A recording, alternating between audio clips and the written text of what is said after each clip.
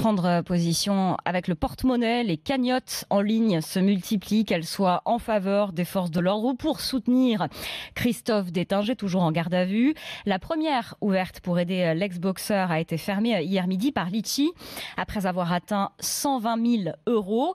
Mais d'autres ont ouvert depuis. Et puis il y a aussi désormais des cagnottes de soutien aux forces de l'ordre. La plus importante est celle ouverte par le président LR de la région Sud, Renaud Muselier.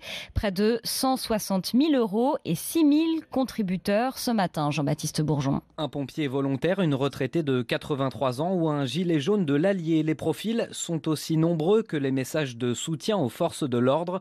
Parmi ces donateurs, il y a Paul, 68 ans, qui a versé 10 € symboliquement. Cette image du policier à terre que l'on frappe, ça m'a bouleversé. J'ai appris qu'une cagnotte avait été créée. Je me suis dit que pour moi, ça correspondait à un acte citoyen. Moi, je viens en aide aux personnes qui sont là pour nous protéger. Voilà. S'attaquer à un policier, c'est s'attaquer à la France, explique Renaud Muselier, président LR de la région Sud, à l'origine de cette cagnotte. Cette cagnotte qui ira directement à une association des policiers, des gendarmes et des pompiers qui ont été blessés dans le cadre de leurs fonctions pour aider ces familles, ces policiers qu'il faut respecter l'ordre et qui en prennent plein la gueule. Une deuxième cagnotte a été ouverte par le maire de Belleflou dans l'Aude en soutien aux 1000 policiers, gendarmes et pompiers blessés depuis le début du mouvement.